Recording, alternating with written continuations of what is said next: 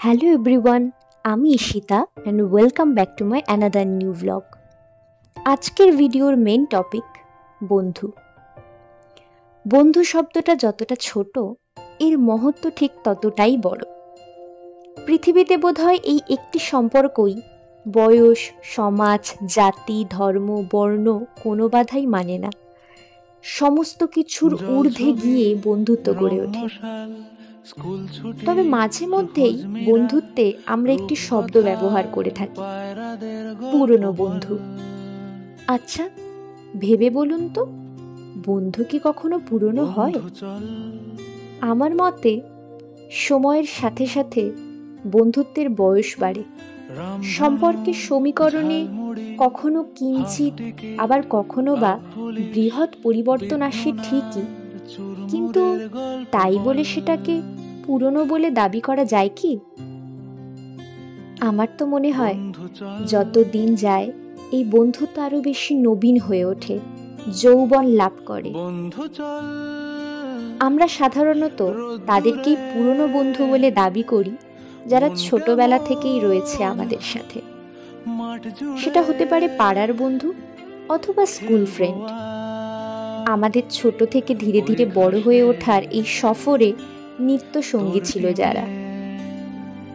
খাঁটি বন্ধুত্ব সেটাকেই বলা হয় যখন বন্ধুত্বের সম্পর্কে থাকাকালীন শুধুমাত্র পিছনে ফেলে আসা দিনগুলোকেই আমরা পুরনো স্মৃতির পাতায় অমলিন করে রাখি, কিন্তু বন্ধু ও বন্ধুত্ব কোনোটাকেই পুরনো হতে দিই না। সময়ের সাথে সাথে সম্পর্কটাকে দৃঢ় করে তোলা, বন্ধুর বিষয়ে কিছু জানার আগ্রহ বাড়ানো, বন্ধুকে সামান্যতম হলেও সময় দেওয়া, আর বন্ধুর মুখোশ পড়ে থাকা হাজারটা নতুন বন্ধুর ভিড়ে সেই একটা খাঁটি বন্ধুকে হারিয়ে না ফেলা, এটাই হলো বন্ধুত্ব বাঁচিয়ে রাখার সমীকরণ। যে কোনো ভালো সম্পর্ক গড়ে তোলার আগে সবচেয়ে প্রথম একজন ভালো বন্ধু হয়ে উঠতে হবে। অর্থাৎ বন্ধুত্ব হলো যে কোনো ভালো সম্পর্কের প্রাথমিক ও সাধারণ সমীকরণ, আর এই সাধারণ সমীকরণটা ভালোভাবে কষতে পারলেই যে কোনো সম্পর্কই অসাধারণ হয়ে উঠতে পারে। কিন্তু বর্তমানে বন্ধুত্বটা যেন পুরোপুরি সোশ্যাল মিডিয়ার উপর নির্ভরশীল হয়ে পড়েছে। হোয়াটসঅ্যাপ গ্রুপে chat, voice call, video call, একে অপরের পোস্টে লাইক কমেন্ট করা, ইনস্টা এফবিতে রিলস শেয়ার করা, এইটুকুর মধ্যেই সীমাবদ্ধ হয়ে পড়ছে।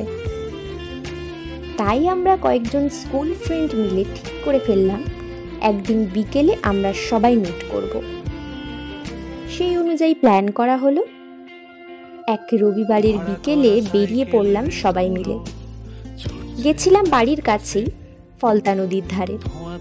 সেখানে পৌঁছেই বিকেলের শেষ আলোয় কিছু ফটো তুলে নিয়েছিলাম, কারণ প্রায় 1,00,000 বছর হতে যায় ভালো গ্রুপ ফটো তোলা হয়নি আমাদের।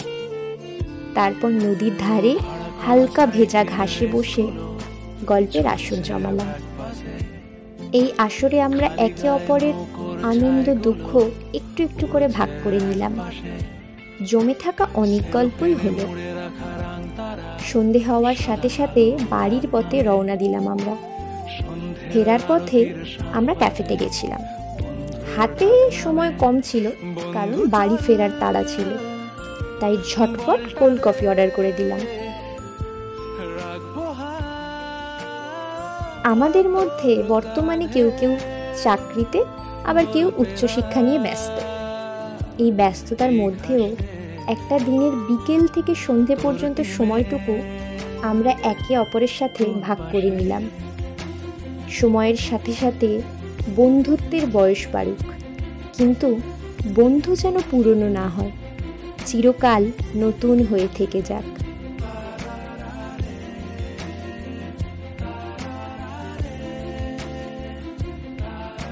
ভিডিওটা কেমন লাগলো সেটা অবশ্যই জানিও, আর কমেন্ট সেকশানে তোমার সব পুরনো দিনের সাক্ষী সেই নতুন বন্ধুকে ট্যাগ করতে ভুলো না। তো চলো, আজকের জন্য এইটুকুই। খুব শীঘ্রই দেখা হচ্ছে নেক্সট ভিডিওতে। Till then take care and bye. বন্ধু চল